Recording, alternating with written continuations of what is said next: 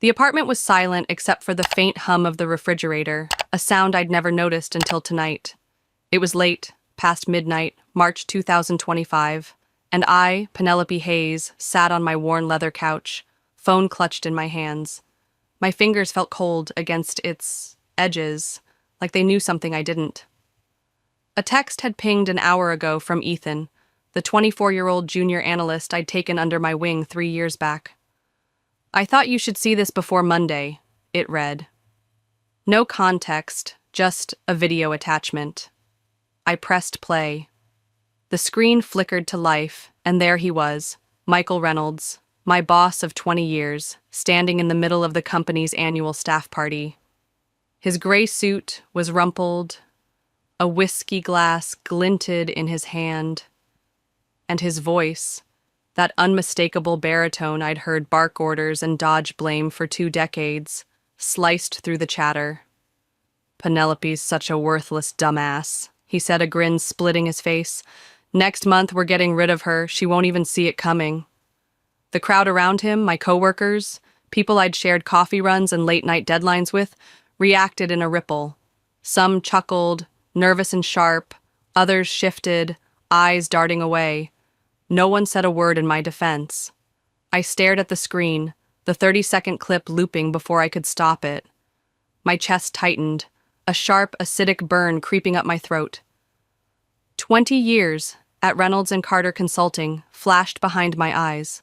Long nights hunched over spreadsheets, missed birthdays with my sister's kids, weekends spent polishing reports so Michael could strut into client meetings looking like a genius. I'd covered for his mistakes, smoothed over his drunken rants at conferences, even defended him when whispers of his incompetence grew too loud. And this? This was my reward, a punchline delivered to a room full of laughter. I replayed it, forcing myself to listen again. "She won't even see it coming."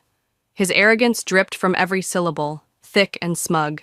My hands shook, not with fear, but with something hotter, something that clawed its way up from the pit of my stomach. Rage, humiliation, and then, beneath it all, a spark, cold, clear, and unyielding, determination. Michael thought I was naive, a loyal dog too dumb to bite back. He was wrong. Dead wrong. By the time the video looped a 3rd time, I wasn't just watching my betrayal. I was planning his ruin. The audience he'd played to would see a different show soon enough, and I'd be the one holding the spotlight. I didn't sleep that night. The bedroom was a cave of shadows, the ceiling stretching above me like a blank slate for my racing mind. I lay there, still in my sweats, the phone discarded on the nightstand like a live wire I couldn't touch again. Michael's voice echoed in my skull. "Worthless, dumb ass." Each word a splinter under my skin. 20 years. I'd given Reynolds and Carter everything. Every late night, every canceled plan, every time I'd bitten my tongue when he took credit for my work.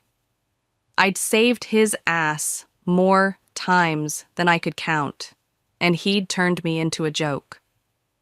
My eyes traced the cracks in the plaster, and something shifted inside me. The hurt was still there, raw and jagged, but it was hardening into something else. I thought of every report I'd rewritten for him, every client I'd charmed while he fumbled.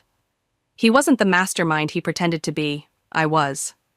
And he'd just handed me the match to burn his house down. By the time the first gray light slipped through the blinds, I'd made up my mind. If Michael thought I'd go quietly, if he believed I'd shuffle into Monday oblivious to his knife, he was about to learn exactly how wrong he was. I didn't need sleep. I needed a plan. And as the clock ticked toward dawn, I felt the first threads of it weaving together, tight, deliberate, and sharp enough to cut. I walked into Reynolds and Carter at 7:55 a.m., same as always. The office buzzed with its usual Monday hum, phones ringing, keyboards clacking, the faint smell of burnt coffee hanging in the air like a bad omen. My heartbeat was steady, my face a mask of calm I'd perfected over years of swallowing Michael's nonsense. I'd dressed sharp, black blazer, crisp white blouse, Because today wasn't just another day. It was the start of the game. Michael's office door was wide open, a beacon of arrogance. He leaned back in his chair, laughing with James, the 50-year-old CFO who'd always been too eager to kiss the ring. I paused in the doorway, letting my shadow fall across the carpet. "Morning, Michael," I said, my voice polite, a smile curling just enough to look routine. His eyes flicked to me, and for a split second, I saw it. Something beneath his grin. Not guilt, not hesitation, but smugness. Thick as the whiskey he'd held Saturday night. "Good weekend?" he asked, his tone light, like he hadn't mocked me to a crowd 48 hours ago. I nodded, meeting his gaze. "Great weekend. Feeling refreshed for another productive month." His smirk widened, a predator sure of his prey. "That's what I like to hear," he said, leaning forward slightly as if daring me to flinch. I didn't.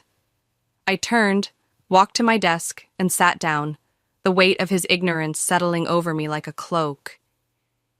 He thought he had me cornered, a lamb waiting for the slaughter. He had no idea I'd already sharpened the knife. The office pulsed around me, interns shuffling papers, the copier wheezing in the corner. But my mind was elsewhere. I opened my laptop, fingers hovering over the keys, and let the facade lock into place. For now, I'd play the part, loyal Penelope, clueless and compliant. But beneath it, I was already moving pieces he couldn't see.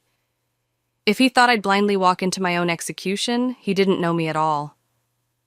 I glanced at his office again, his laughter drifting out like a taunt. "Enjoy it, Michael," I thought.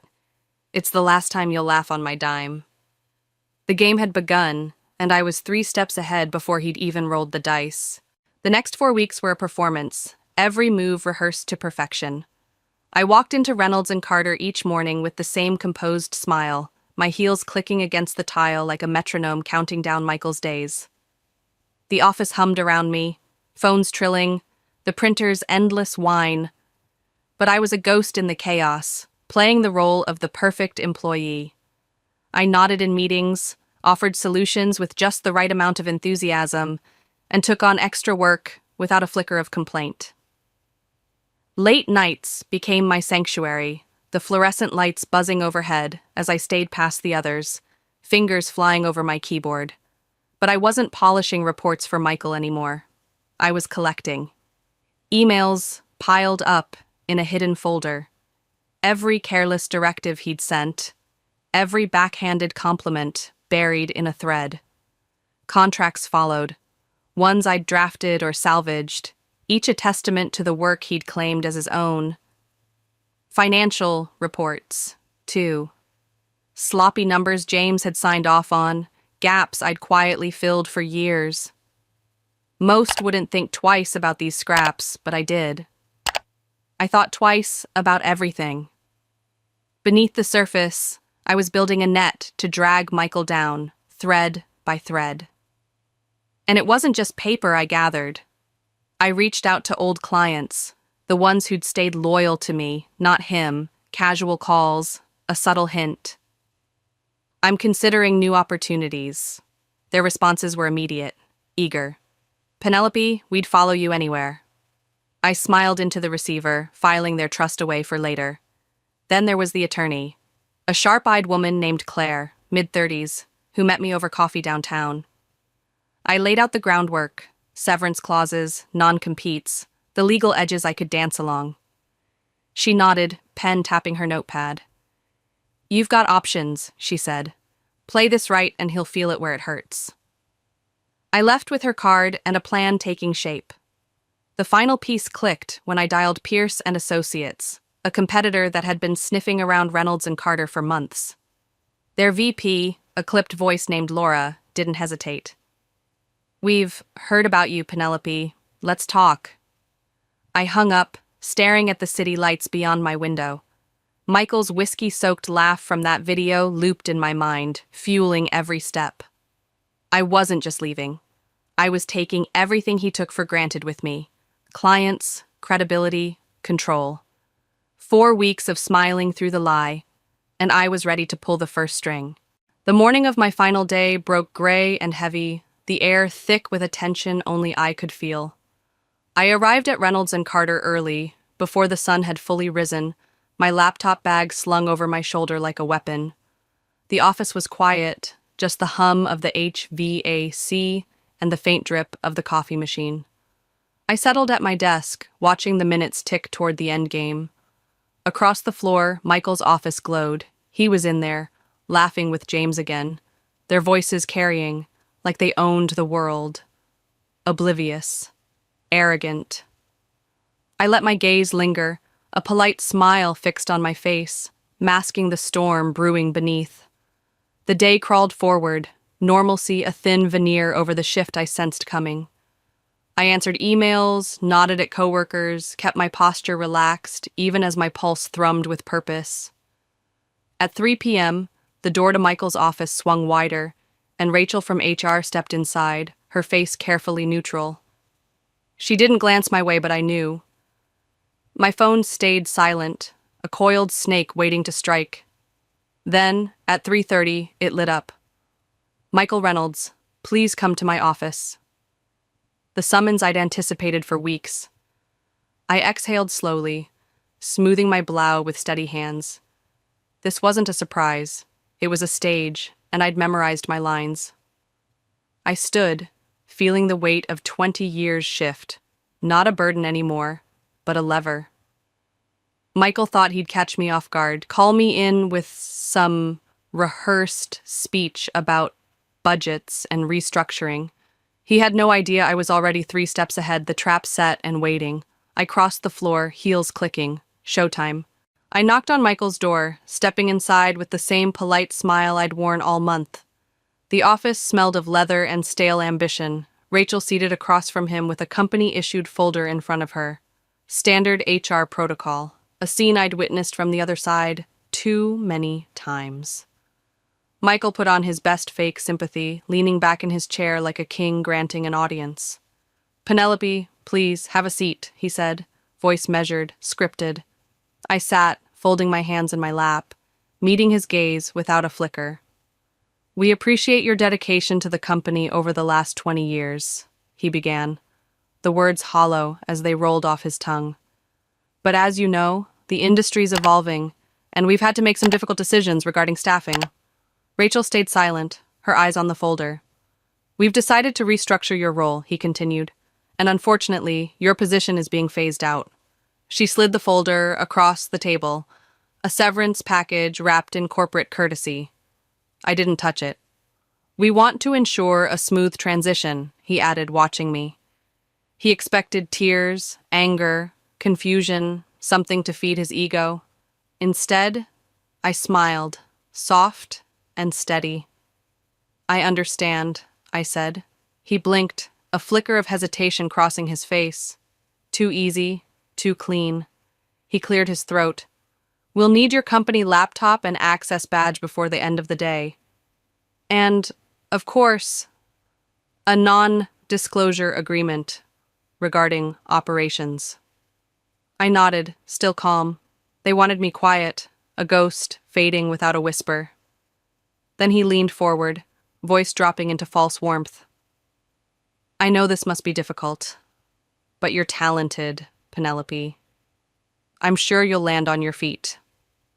I tilted my head, just enough to unsettle him. "Oh, I know I will," I said, my tone smooth as glass.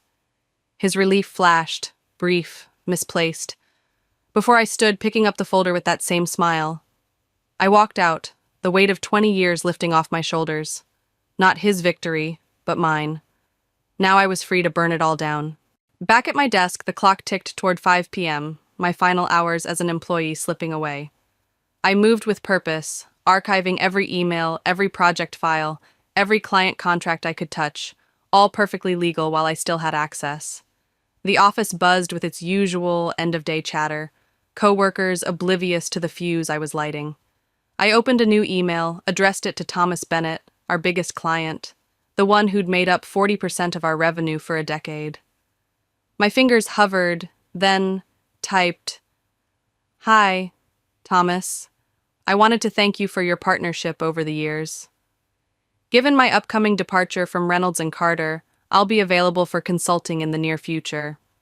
Would love to discuss how I can continue assisting your company.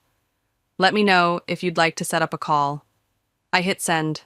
I packed my things, pens, a photo of my niece, the laptop I'd surrender, smiling at coworkers with polite goodbyes. Just another employee leaving. At 5 o'clock sharp, I walked out, the glass doors hissing shut behind me.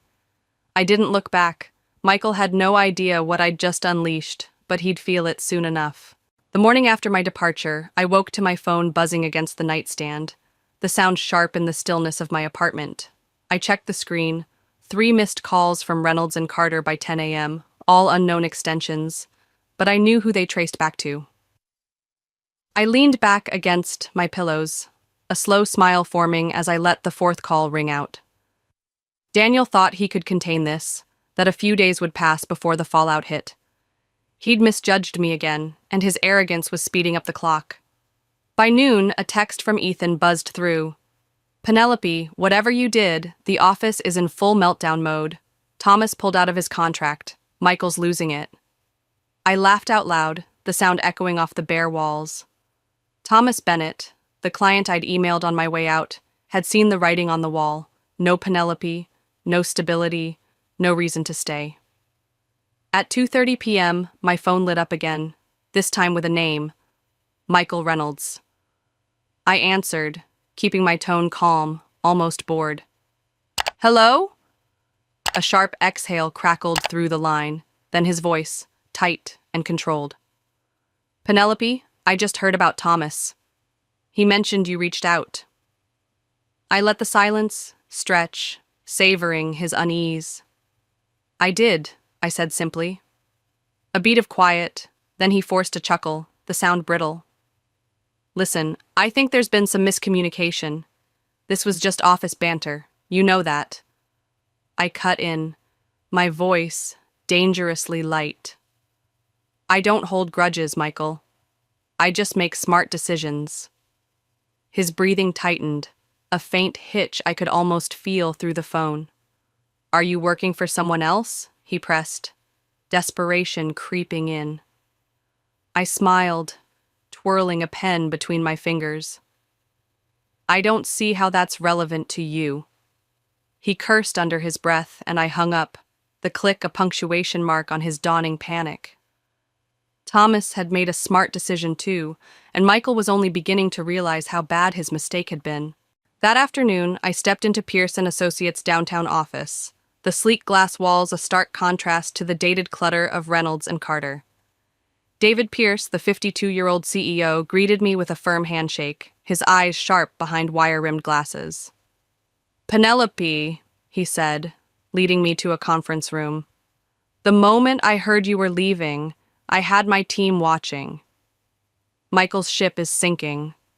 I gave him a knowing smile, settling into a leather chair as he leaned forward, elbows on the table. And you want to take advantage of that, I said. He smirked. I want us both to win. I pulled a file from my bag, projections I'd built from memory, client renewals I'd tracked, weaknesses in Michael's contracts I'd exploited for years to keep them afloat. I slid it across the table. If you want to take them down, start here. David flipped through the pages, his expression darkening with satisfaction as he scanned the numbers, the names, the leverage I'd handed him. This is gold, he muttered, then looked up. I assume you're not giving this away for free. I smiled, leaning back. No, I'm not. His grin widened, a predator recognizing another. Let's talk terms. By the time I left, the deal was sealed. I wasn't just joining Pierce. I was bringing Michael's clients with me, a migration he'd feel like a gut punch. The file was my opening salvo, but the real blow would land when those contracts started bleeding out of his grasp. Michael was about to realize what true panic felt like, and I'd be watching from the other side of the battlefield, coffee in hand. Monday morning, I sat in my new office at Pierce, a corner space with a view of the skyline, when Ethan's next text buzzed through at 8:15. Holy hell, Penelope. Michael just stormed into the main office. He looks like he hasn't slept. I swear he's about to combust. I smirked, picturing him unraveling, tie askew, voice cracking as he barked at underlings. The first wave had hit. 3 major clients, ones I'd nursed through a decade of Michael's fumbles, had sent termination notices before the doors even opened. Pierce had moved fast, faster than Michael could have anticipated, and I was the architect of it all. By 9 o'clock, the cracks were fractures. James had locked himself in his office, crunching numbers to tally the damage, while legal scrambled for loopholes to trap the fleeing clients. Michael, though, was on the phones, his voice hoarse as he begged executives to stay, pleas that fell on ears already tuned to my quiet promises. At noon, he called me again, his tone strained, on edge.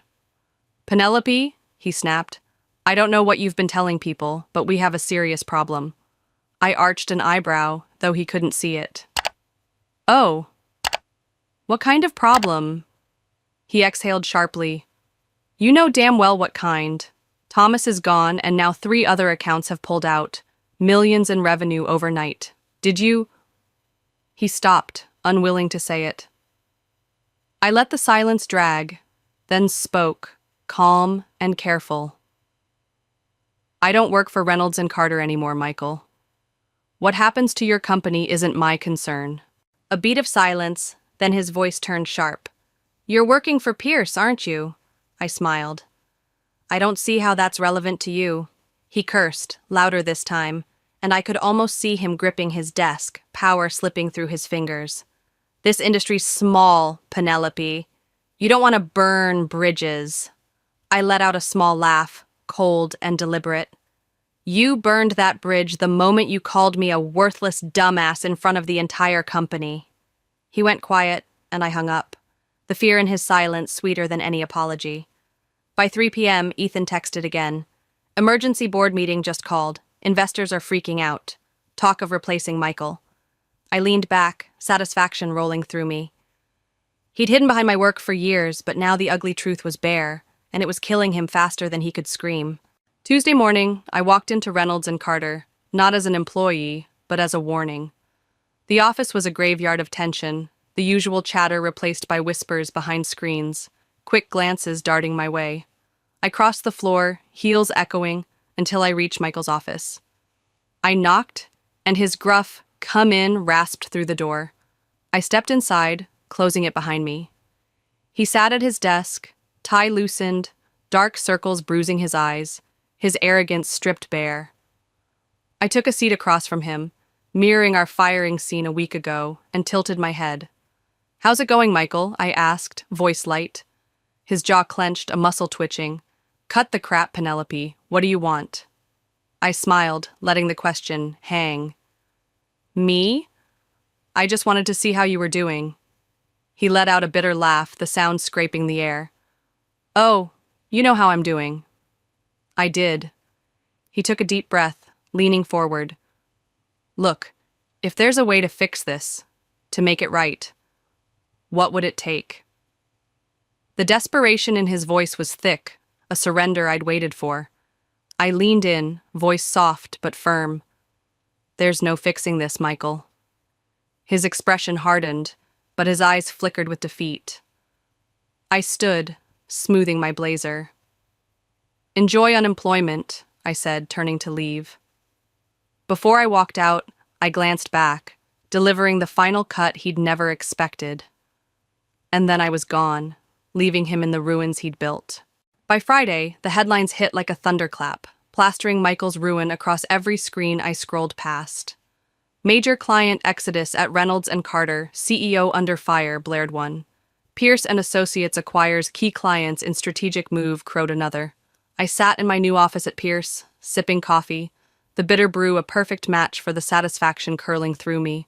The empire Michael had built on my sweat and his swagger was crumbling into dust, and the world was watching. At 10 a.m., Ethan's text buzzed through. Penelope, you're not going to believe this. Emergency investor meeting.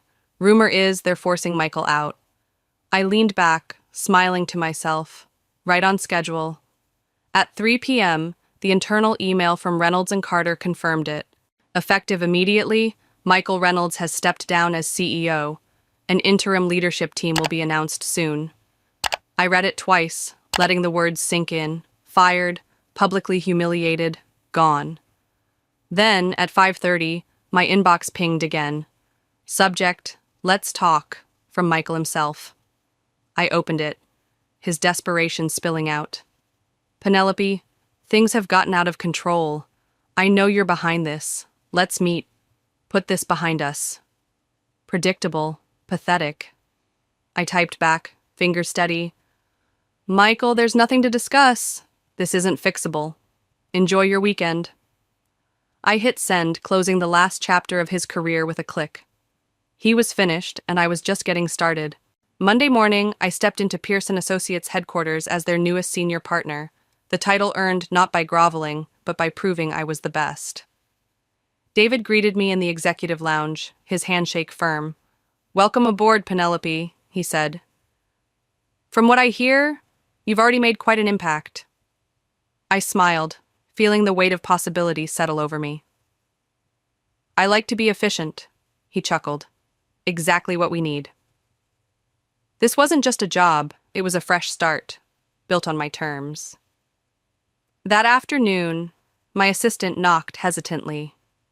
Penelope, you have a visitor, Michael Reynolds. I raised an eyebrow, then nodded. Send him in. He shuffled through the door, a shadow of the man he'd been. No suit, no smirk, just tired eyes and a drawn face. You really did it, huh? He muttered, voice hollow. I tilted my head. You destroyed yourself, Michael. He exhaled sharply. I need a job. I stood, meeting his gaze with a cold smile. You don't need a job. You need a lesson. I turned back to my desk, dismissing him without another word. That night I sat by the window, wine in hand, the city skyline glittering below. I win, I whispered. The words, a quiet toast to the future I'd claimed,